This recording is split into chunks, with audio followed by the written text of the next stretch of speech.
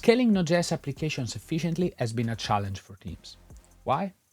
Traditionally, Node.js run on a single thread per service, meaning each instance operates as a single process within its container.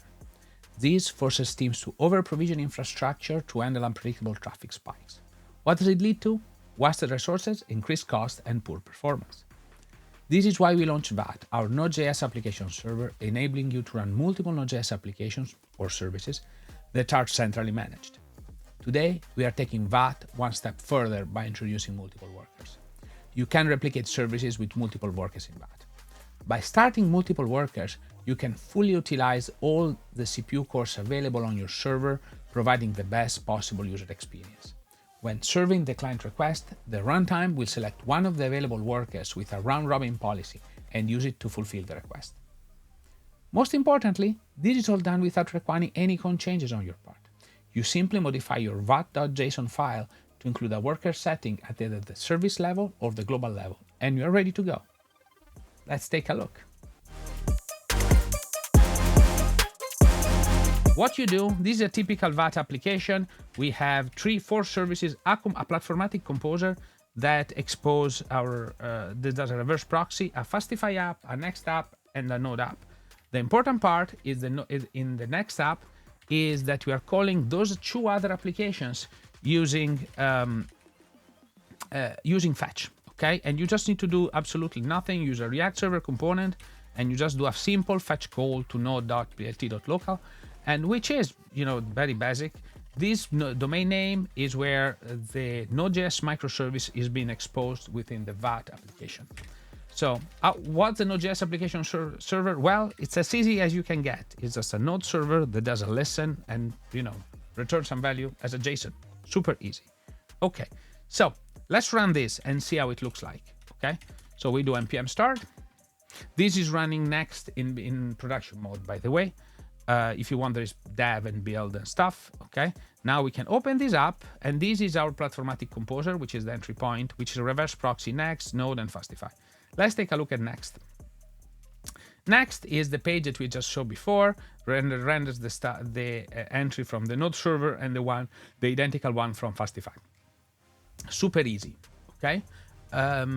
If we refresh this increments, as you can see, so before there was a counter that be increased.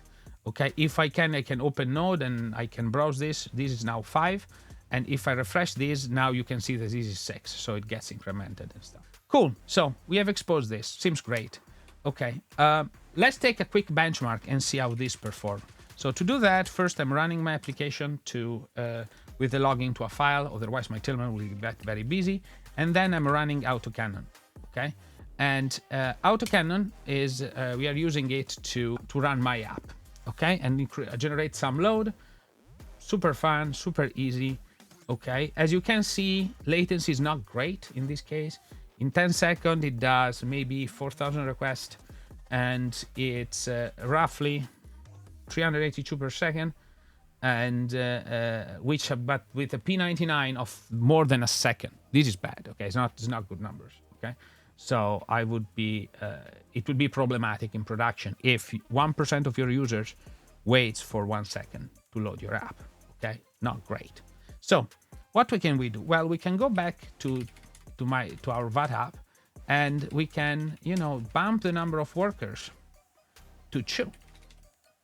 What we are saying is, for every microservice that you have seen, create 2.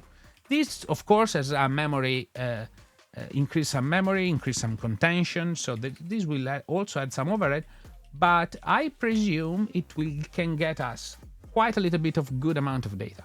So we have started this is now running, and now we can run our AutoCannon. Now, the numbers are completely different, okay?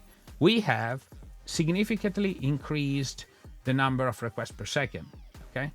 In fact, it moved from being 385 to 500 requests per second. However, something very, very important changed, and it's the P99 latency. As you can see, having 2 cores available for handling all the requests made us reduce the latency, the P99 latency, in half. Because in fact, we were processing 2 requests at a time, okay? Seems great. And this is because, of course, this machine has a lot of cores, and we can leverage them. But you can, very often than not, you have a lot of spare capacity in your Kubernetes cluster of your apps. So being able to serve more, it's usually more than welcome, right? Okay. Thank you for watching. Be sure to check out our blog in the video description and to get in touch if you want to learn more about how Platformatic can help your team.